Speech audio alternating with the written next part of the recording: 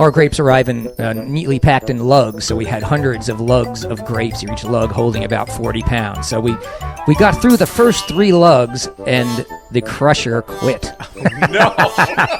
Yes. Oh no, is right. That was we had a few other phrases we threw You're a in long there. way from borrowing one from someone. You know, my first thoughts were, where on earth am I going to get a crusher at 10 o'clock at night? Yeah.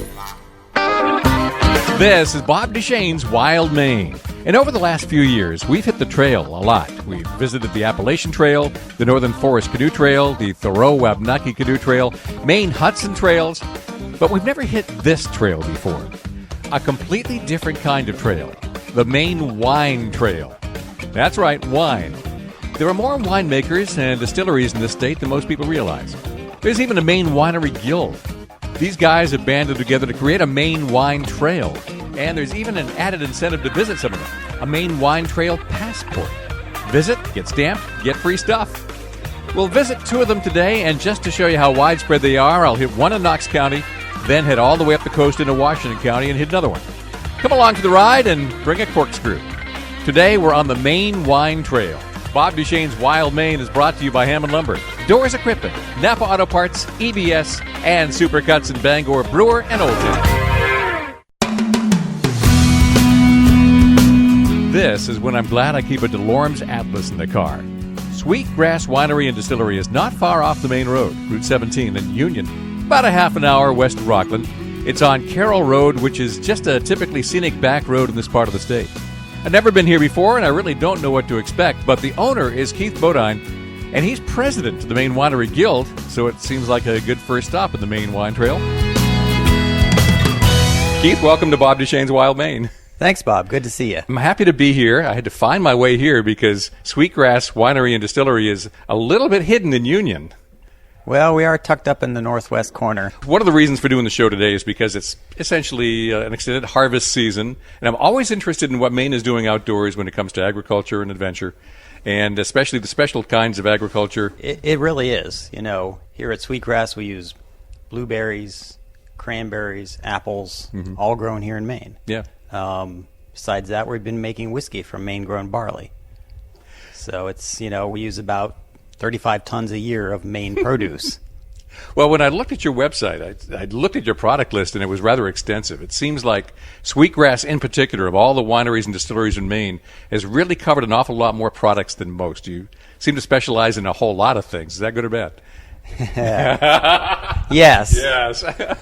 It's good for covering the desires or wants of anyone that comes through the door. If they don't know anything about us, they're more than likely going to find something that they like. Yeah. Because we have a wide range. The disadvantage, of course, is I have to keep track of all that. Yes, exactly. And you must need the raw materials to produce all that, too, because you're not growing all that yourself. No. We do grow apples, and we have maple for one of our liqueurs and some rhubarb. But really, when we started, we wanted to support the local farmers that were already doing such a great job in our local area and around the state. I'd like to get back to what you do and what your operation is and what you have to offer. But first, I'd like to step back and talk about the Maine Wine, or is it Wine Guild or Winery Guild? It is the Maine Winery Guild. Okay, the Maine Winery Guild. There are, I'm going to guess, maybe 30 winery distilleries in the state. Well, Bob, right now we have 21 members on our wine trail map. That would surprise people probably because when you drive around Maine, you don't see that many. Well, it is a big state, I mean, and we are spread out Yeah. over the state. Right here in the mid-coast, we have kind of the greatest concentration, but they go from, you know, really southern Maine all the way up through, you know, near Bangor, Farmington, and then all the way down east to Cherryfield. Yeah. So the Winery Guild exists to help promote the product, to help overcome obstacles. It's whatever you decide on any given week. Yeah, almost. Well, the overarching goal is to really let people know that the wineries, distilleries, that our members exist, first of all. We do that mainly through our wine trail map that we publish every year. It's the wine trail passport, actually. So what people do is they'll travel around, they'll visit each winery, check out what they have, hopefully make some purchases. That's our other plan. Yes. they can get entered into various drawings or get various coupons if they visit so many wineries. So it's a good little fun way to encourage people to visit lots of different ones. Well, having looked over the trail map, I noticed that it does tell on each winery what's being offered, because not everybody does grape wines, not everybody does fruit wines. Right. Some, I think, maybe even do mead. Yeah, we cover the range from grape wines, meads, fruit wines. Then some of us are distilleries as well. Some of us have a brewery attached. Probably something for everyone. In fact, that's probably one of the things that makes this really exciting is each place is uniquely different. That's exactly right. Yeah. You can find something for any taste. I've been to Sonoma. Going into a wine tasting in any one of those vineyards is a similar experience. The wines may be different, but basically you're going to sit down and drink a whole lot of grape wines, and that's it. And you don't have the wide range of experience you would if you did this in Maine. That's actually true, because pretty much those wineries are going to make all Chardonnay, Cabernet, whatever. And that's fine. And personally, when I go to those regions, I'm always looking for the oddball stuff that they make. The unique dessert wines or anything that's different. Talk to me more about the passport. Okay. So the passport, basically we have different levels of, let's say, rewards for the visitors. If they visit 6 wineries, they get entered in our drawing, which is a stay and a dinner up at the Blue Nose Inn in Bar Harbor. They've been a sponsor of that for a number of years for us, which is really great. We also have other prizes you can get. If you visit 10, you get a wine opener. And then actually above that, we get into real cash. We have coupons to be used at one of the member wineries for different levels above. But if you walk into any one of these places with your passport in hand, do you have to actually buy anything in order to get stamped? You don't have to. It'd be nice. It'd be nice. It's kind of the point of being there. Yeah, it really is, because the real point is to get people excited about trying different things that are grown, in their neighborhood, basically. And a lot of people, we get it every day here at Sweetgrass. They come in and say, "Wow, we didn't know there were any wineries in Maine." First. And now they don't. Then they pick up the trail flyer and say, "Wow, there are a whole bunch I can go see." Okay, where are we going to go next? Yeah. Well, even in my case, I wanted to do something in the Maine Wine Trail, but I didn't know where I was going to start, and I end up on your doorstep because I happen to be in the neighborhood anyway. Oh, great. And that's the way it could work for anybody, especially when there are 21 to choose from and only 6 stamps on your passport makes you eligible. Look at the brochure, and you can look at it online and figure out what it is you want to experience, and then go do it. Yeah, that's MaineWineTrail.com. That's the Winery Guild website, and I encourage everyone to go look at the trail. Granted, if you're in Aroostook County, we don't have any members up there. Right, yeah. But the potato vodka is really good. From Bangor south to New Hampshire, we are all here. Is there anything Maine is particularly famous for? And maybe I should rephrase the question. You certainly look at the California wines, and they're famous for that. There are certain regions of the country and certain regions of the planet that are famous for their wine selections. And it has to do with their climate, their soil types. Is there anything that would make Maine famous, or are we famous for something already? Ooh, probably not in the wine world yet, anyway. Of course, we do have, not unique to Maine, but unique to our region, of course, is the wild Maine blueberry. Yes. And a lot of really good wines are made from that. Maine blueberries make a really good wine, and you would not have convinced me of that a few years ago until I tried it.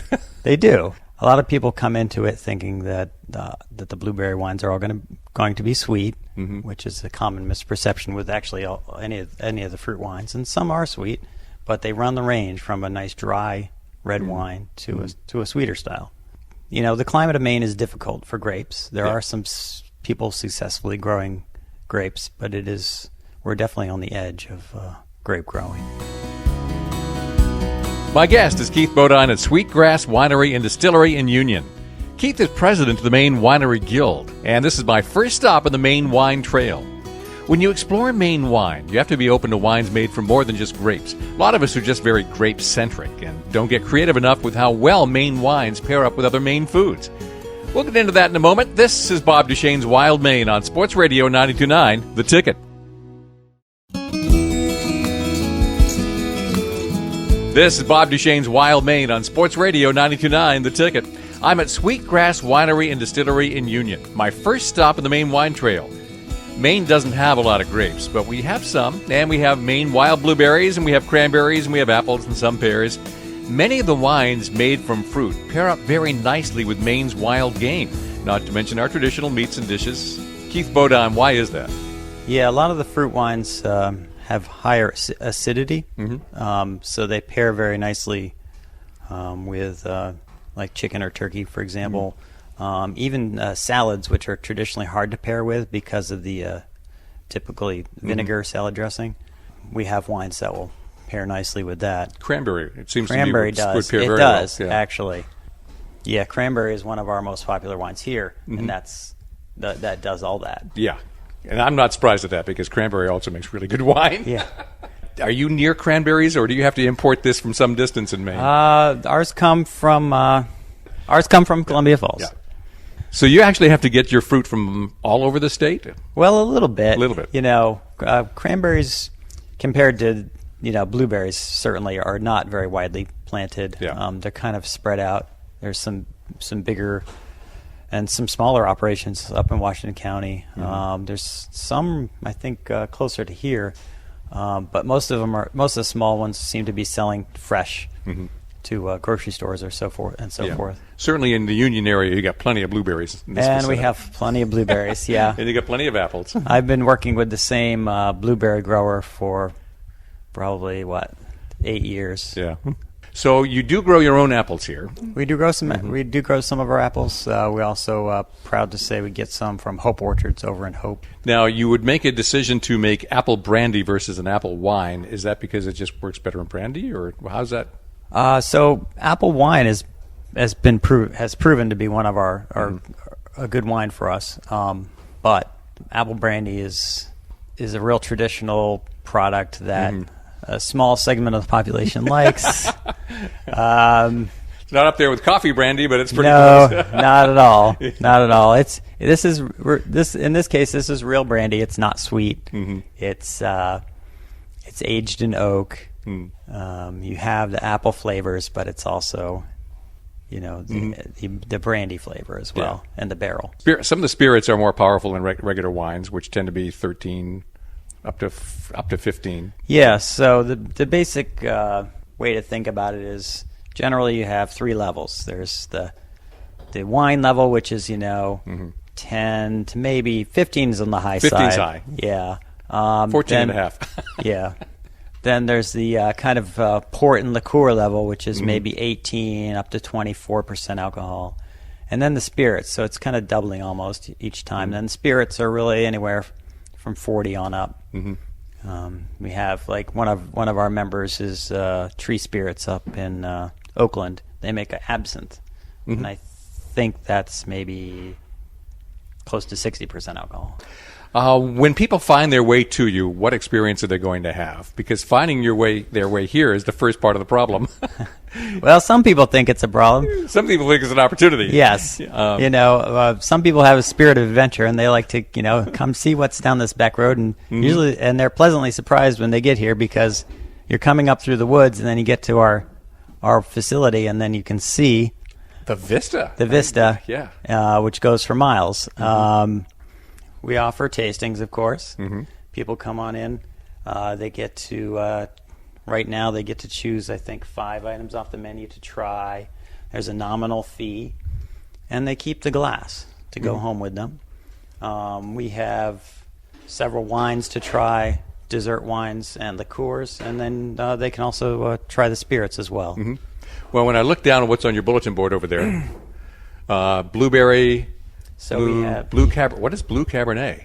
Blue Cabernet is a wine that's a blend of blueberry wine and Cabernet Sauvignon. Oh, is it? So a little bit of a nod to a grape wine, but that's our only one.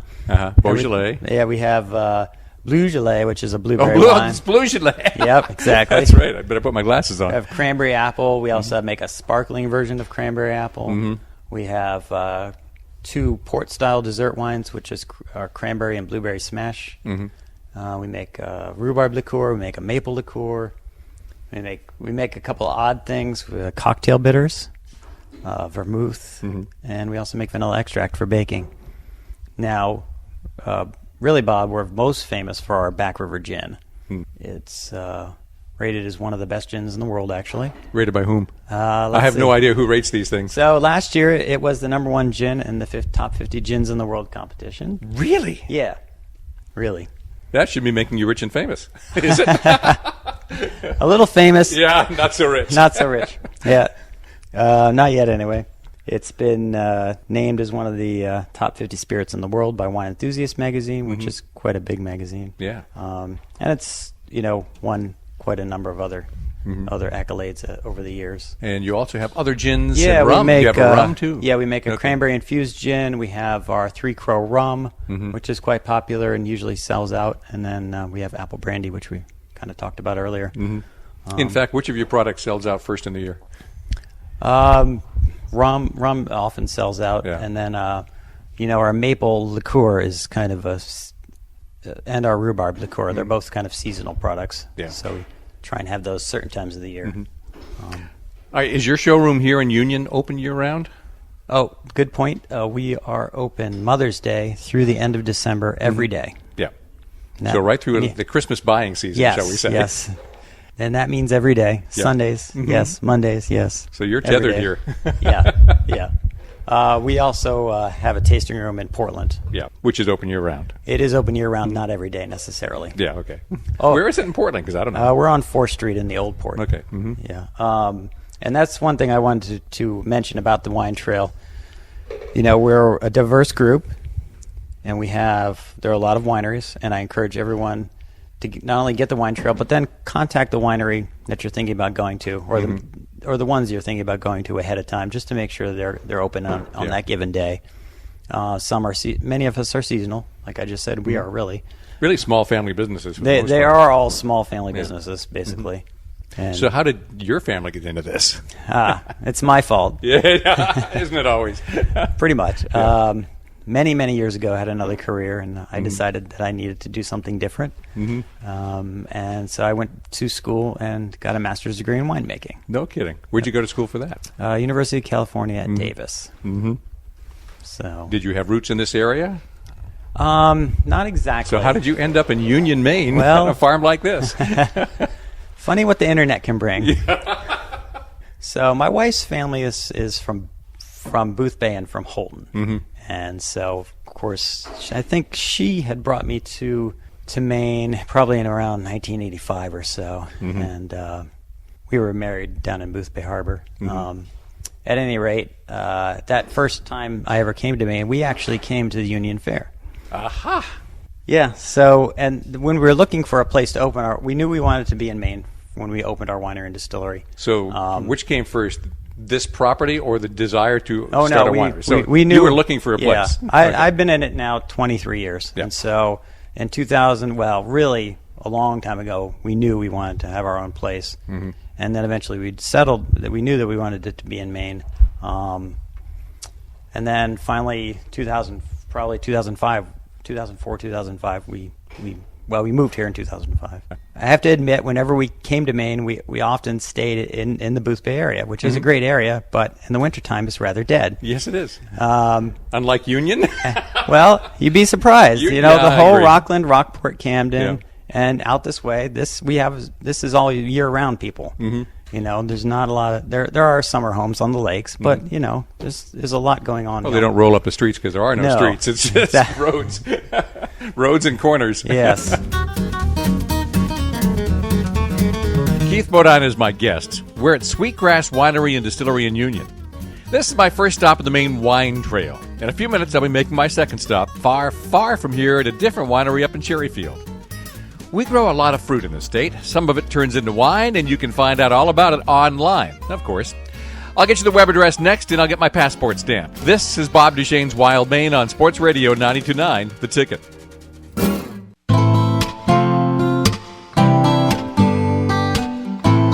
This is Bob Duchesne's Wild Maine, Saturday mornings at 9, Sunday mornings at 8 on Sports Radio 92.9, The Ticket. I'm in Union, Maine, in a quiet part of Knox County, where you'll find Sweetgrass Winery and Distillery. Keith Bodine is president of the Maine Winery Guild, which has more members, more offerings, and more free stuff with its Maine Wine Trail passport than most people realize. So, Keith, how do people keep all this straight? What is the web address? So the web address for the wine trail is mainewinetrail.com. There you can find out about the wine trail itself. You can print out a map, download it. You can also find out about the events that the Wine Guild participates in throughout the year. Do you have competitive wine tastings on fruit wine in the state? Not currently, no. I mean, I'm picturing those occasions where you've got the guy who's basically a wine snob and in a major vineyard somewhere and lifts up the glass, swirls it around, takes a sip, says, "Yes, I get hints of currants and blackberry." Does that happen with this? Well, it does. Yeah. We kind of do that for our own descriptors that when we write our own tasting notes. But really, none of that matters as long as the customer comes in, tries it, and they actually like it. Yeah. It doesn't matter that it tastes like currants or whatever. And that's one of the things that I try and encourage is, sometimes people look at the list and they're overwhelmed. And I'm like, well, just pick one and we can go from there. Or tell me what you already like. How far and wide are your customers? Do you have customers out of state very much, or is it mostly local folks? So we have visitors from Hawaii to England who come visit us here, kind of like any Maine business would, really. And they take stuff home. Do they really?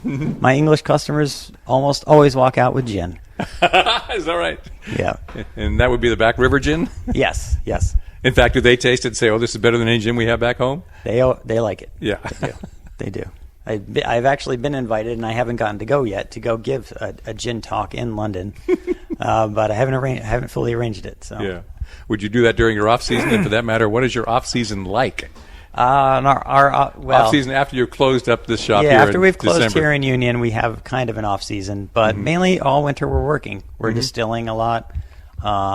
Maybe catching up on bottling that we need to do. We still have to supply our shop in Portland. I think, one of the things that doesn't come up in discussion much is dessert. The whole concept of dessert wines. It's not really a huge American tradition. In some countries, it really is. Yeah. Italy has lots of good dessert wines. Yeah, France does too. Yeah. It's something we almost don't remember to think about. No, sadly, it's sad to think that people don't have dessert. And you can have dessert wines as dessert or paired with the dessert. There are lots of possibilities. There's port. There's liqueurs. We happen to make both those. Some other wineries make ports in the state. I think that's why I was complaining earlier that Americans are just too grape-centric. Yeah, we maybe. get in the habit of having a glass of wine with dinner, and then that's maybe, we limit ourselves. That's it. Yeah, we do. There's wine to go with every course. If you did a little more formal dinner where you had courses, and it's actually really fun to have different wines with the courses, and pair them, and you can find some fantastic some things that just taste awesome. All right. Well, let's wrap it up by asking, where do they find you online? What's the web address? Okay, so you can find us at sweetgrasswinery.com. Don't forget the winery. Because you might get an outfit in Colorado. Yeah, somewhere. Yeah. So that's sweetgrasswinery.com, and you can find out all about us. More than you ever wanted to know. That's Keith Bodine, owner of Sweetgrass Winery and Distillery in Union, president of the Maine Winery Guild. This is my first stop on the Maine Wine Trail. I've got my passport stamped. Just 5 more and I get eligible to win free stuff. For my second stop on the Maine Wine Trail, I'm looking for a winery that's really remote, hidden, not where you'd expect it. A winery that makes grape wines as well as fruit wines, maybe one that's fairly new. The normal way most people drive between Ellsworth and Machias is right up Route 1. Most people don't realize it's about 5 minutes faster and often more scenic to go up Route 182, the Blackwoods Road. Just as you're getting close to Cherryfield, you suddenly notice Catherine Hill Winery on the left. Surprise! Eric and Sue Meyer started it about 4 years ago. Eric, welcome to Bob Duchesne's Wild Maine. Thanks, Bob. This is Catherine Hill Winery. How did it get the name Catherine Hill? Well, because that's not your name. No, it's not, nor is it my wife's, even though we get that question quite a bit. The name Catherine Hill refers to It's a place name. So it refers to Catherine Mountain, one of the small but interesting geographic features in this region along the Blackwoods Road. And there's an interesting ghost story or supernatural tale, however you want to word that, associated with that. And a lot of people know of it. When we heard that story, we thought it was the perfect name. We've been casting around for a name for our winery, and you'd be amazed. There's thousands and thousands of wineries in this country, and if you think of come up with what you think is a perfect name, and then look it up online, somebody's already got it. Yeah. Only one person got Smoking Loon. Yeah, right. That's true. So this is my second stop in the Maine Wine Trail, so I need you to stamp my passport. I can do that. All I need is a pen. Oh, I got a pen right here. Second stop, huh? Second stop. Well, yep. Good for you. Thanks for supporting local wineries.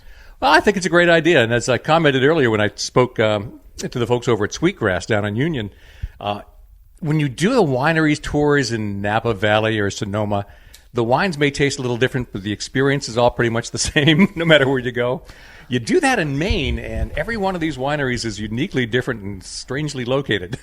I think you're right, without a doubt. And I think that happens more in rural areas like this, for instance, upstate New York, but particularly in places like Maine, where there's not a long-standing wine tradition. I think it's a little bit more. There's a little more free approach to it, and of course, everybody has every winemaker has their own philosophy, their own perspective, and I think that really comes out when you visit many of the wineries here in Maine. Well, this is really upscale stuff you're selling. So, how does someone from Cherryfield pull that off? Or do you? Well, no, well, again, as I just mentioned, everybody has their philosophy, and ours is that. We do buy grapes. We have a small vineyard here. We're struggling to find out what will grow well here, what will make good wine. In the meantime, we do what many other wineries do when they're getting started, and that is buy our grapes. And we're fortunate enough to have a source for some of the most wonderful grapes that you can possibly get. And regardless of how our vineyard ever does, we will always source some of our grapes because we feel we want to use the very best ingredients, the very best raw materials in making our wines that we can possibly get our hands on. And you buy a number of different varieties, so to be able to grow enough of those different varieties to make a difference would be quite a use of resources. It would be, to be honest, many of the varieties we buy cannot grow in Maine. Yeah. Obviously. So we work a lot with Cabernet Franc, Merlot, Syrah, Cabernet Sauvignon, Tempranillo. So we make a lot. We make a lot more different wines using different varietals than actually wines we have, because ultimately many of those end up in blends. Right. Now, I can guess where your blueberries and cranberries come from because you're in the heart of that territory. Yeah, you're absolutely right, Bob. We do source our blueberries, blackberries, cranberries from right here in Cherryfield. We're fortunate that there's just incredible amount of those fruits being grown here, and so it's very convenient for us to be able to get anything we need in terms of berries here. You're only about 4 years into this, so what has been your most pleasant surprise and your worst nightmare? Well, which one do you want to take first? Most pleasant surprise. Yeah, most pleasant surprise. Well, I'm self-employed here, doing what I like, doing what I love. My wife and I, we're our own bosses. We have a very short commute. I'm right across the driveway. And we've met an incredible number of wonderful people, quite a few who have actually become good, close friends. And I think that's something that, while not entirely unexpected, that might happen. We're grateful that that's how it worked out. As far as negative surprises, well, collecting a whole set, are you? No. I can say that I can sum it all up in one sort of idea is that we made wine for a long time on an amateur level before we ever dreamed of doing this commercially. And when we started commercially, we often found ourselves saying or thinking, well, we've done it this way a lot before, and it's always worked. Well, as soon as you start doing something commercially, everything and anything that can possibly go wrong most likely will. Yeah. So, yes, it's you have to really... I've been a troubleshooter all my life, working on things, and thank God, because that has really come in handy here, because we've had a lot of things that just... you always have to be on your toes. You always have to try to stay one step ahead. Even with that, there's still challenges. So every day, really, even as wonderful as it is to wake up and know I'm going to be doing this, every day has the potential for a wonderful challenge.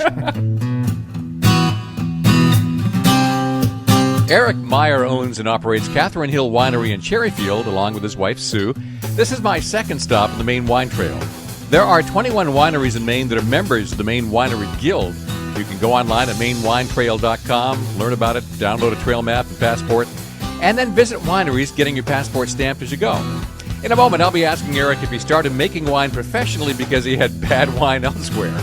This is Bob Duchesne's Wild Maine on Sports Radio 92.9, The Ticket.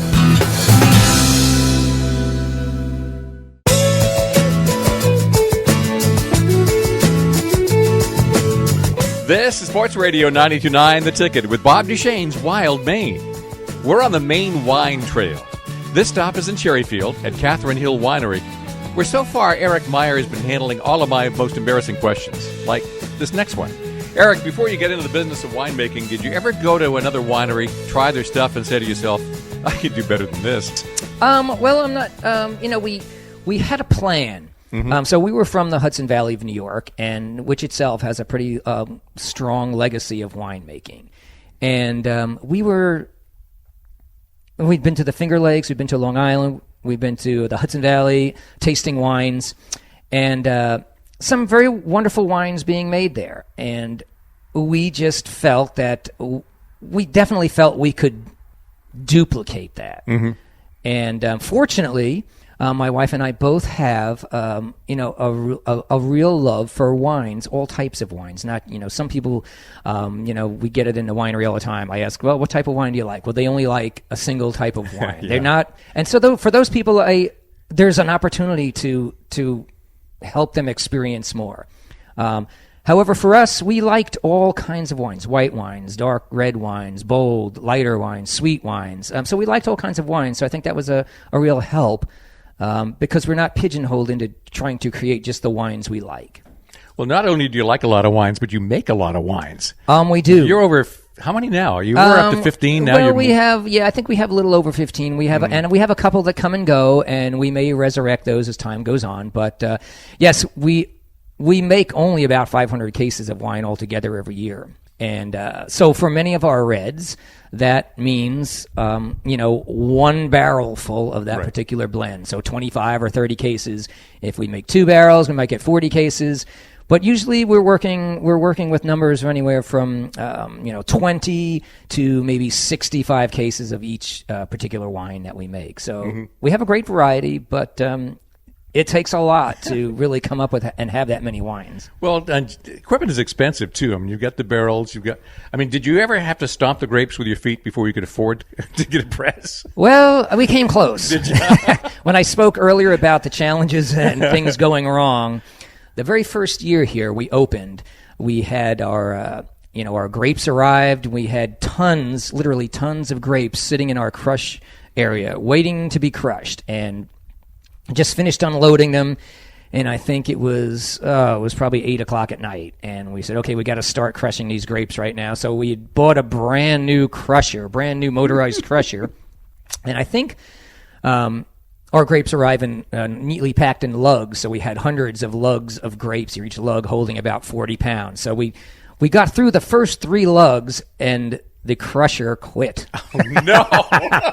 Yes. Oh, no, is right. That was, we had a few other phrases we threw in. You're a long way from borrowing one from someone. My first thoughts were, where on earth am I going to get a crusher at 10 o'clock at night? Yeah.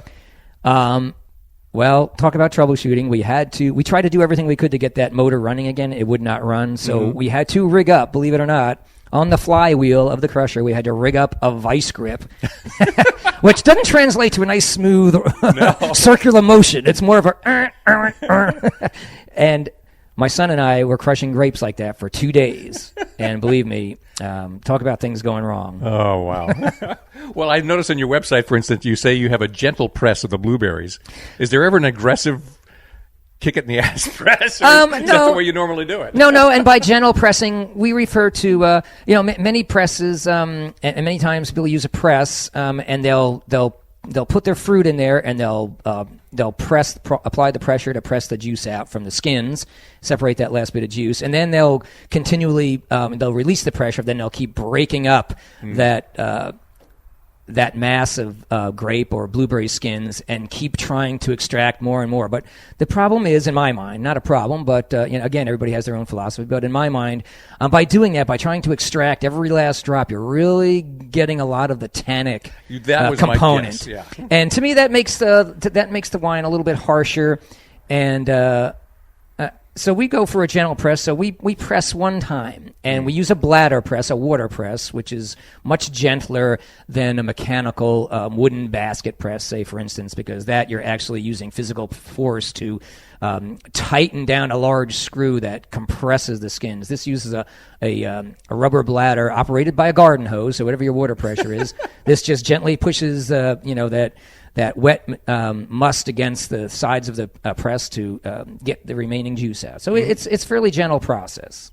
Well, with 15 or more different types of wine that you make, is that decision driven by demand, by your personal taste, by a desire to experiment? Well, that's a lot. Yes. I think originally we started with 6 wines, and our idea was that we were going to use grape varieties that are familiar to New York and might grow in Maine. Mm-hmm. But instead of going right off the bat for like the Syrah, the Merlot, the Cabernet Sauvignon, which will never grow in Maine, but Cab Franc, Céval Blanc, that's one of the French hybrids, very popular in New York, a cold, hardy grape. As we've found out, not cold, hardy enough for me. Especially not last winter. No, the last 2 winters have really been severe, have really forced us to take a good look at what we're trying to grow here. So we've gone from some of the more well-known grapes in the Hudson Valley, like Noiret, Cayuga, Treminette. We have abandoned trying to grow those because those will not survive here.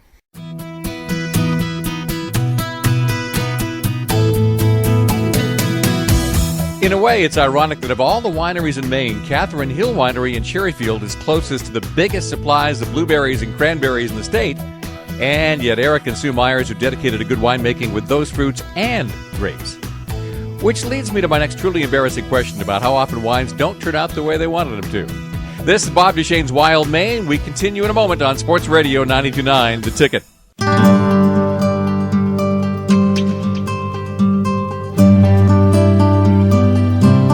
Welcome back to Bob Duchesne's Wild Maine on Sports Radio 92.9 The Ticket. We're on the Maine Wine Trail. Second stop, Catherine Hill Winery in Cherryfield.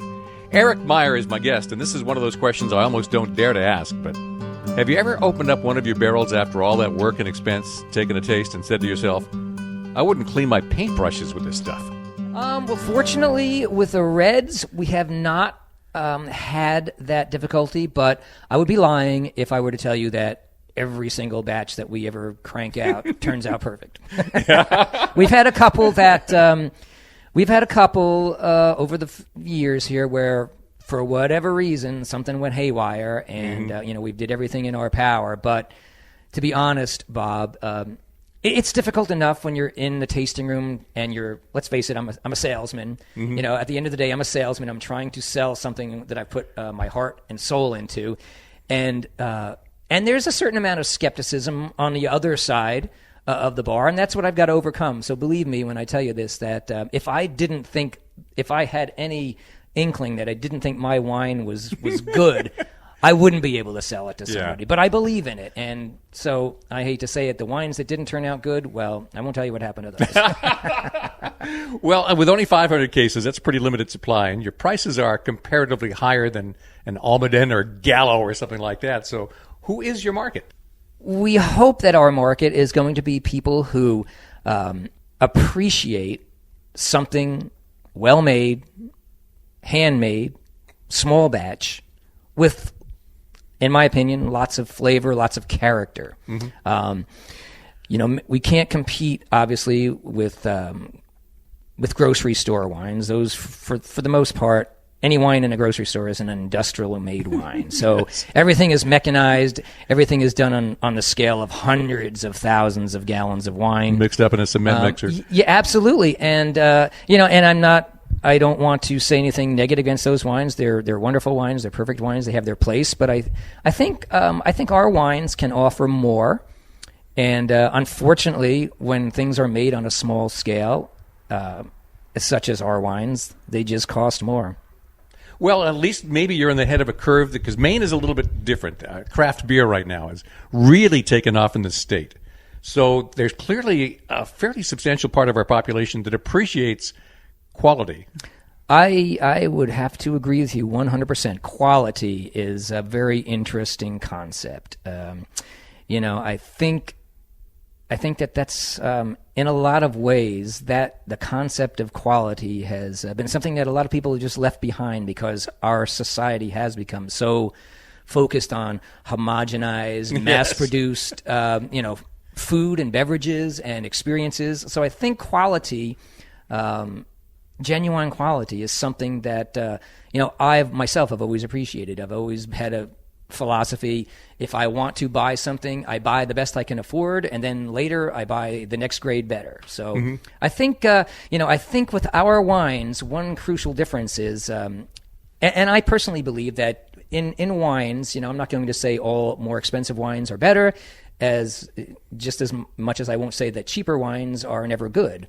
However, personally, I do believe that wines above a certain range are just overall have more character, have more flavor, just have more staying power. And so I think that many people will shy away from that, but when they can taste a wine first, and get an idea of what it is, get to know it, I think that they are more than willing to pay for quality. You see that with a lot of foods in Maine right now. We have so many organic farmers that we didn't used to have. People have gone back to the land. You're seeing, as I said, beer becoming craft beer. You're seeing really winemaking getting pretty good in the state right now. And this is a good example here at Catherine Hill. So that trend has come. Let's hope it expands. I absolutely hope so. And I think that, yes, our wines, they may be a few dollars more. The other wines, as I said, have their place. If you're a person that loves wine and you drink wine every day, you may not be able to afford to drink my wine every day. So hopefully you'll think about my wine or other Maine wines when you go to grab a bottle for a special occasion. So tastings, you're closed right now for the season. That's correct. Except, do you have holidays coming up? Will you do anything then? Yes, we do. Right now we're taking a little breather because we've, obviously, it's been a long summer.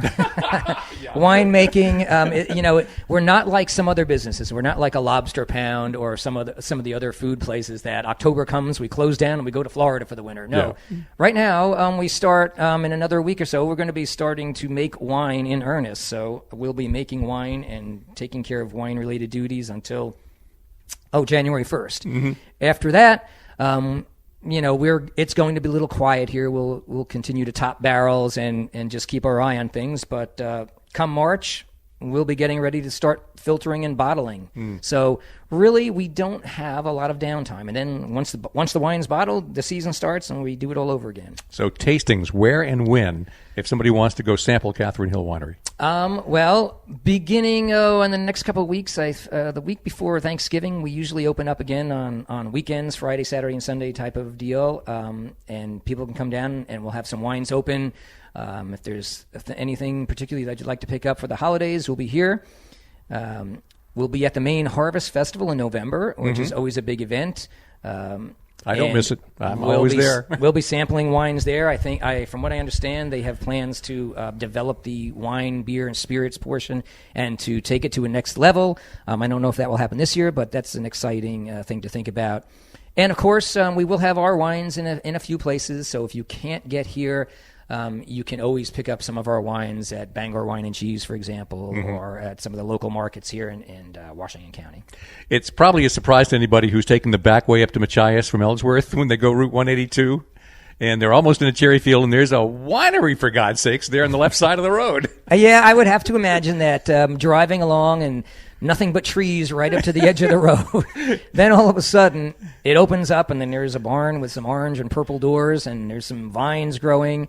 And we usually have our flags out to welcome people. So yes, a lot of our customers, at least initially, had no idea we were here. Just driving by, happened to see this, and came in to sample some wine. I would certainly encourage anybody who wants to get their passport stamped to try you out. Well, I appreciate that, Bob. Yes. Since it's on the way to down east, if anyone wants to go that way, 182, the back way up from Ellsworth to Machias, essentially. What's your website?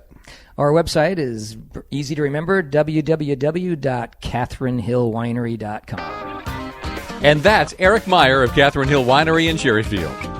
I've still got to get my Maine Wine Trail passport stamped 4 more times to be eligible for prizes, so you'll hear from this again. A lot of these wineries are going to be at the Harvest Festival in Bangor in a couple of weeks. Bob Duchesne's Wild Maine airs every Saturday morning at 9 and Sunday morning at 8, and it's online afterwards at 929theticket.com. It's brought to you by Hammond Lumber, Doors Equipment, Napa Auto Parts, EBS, and Supercuts in Bangor, Brewer, and Old Town.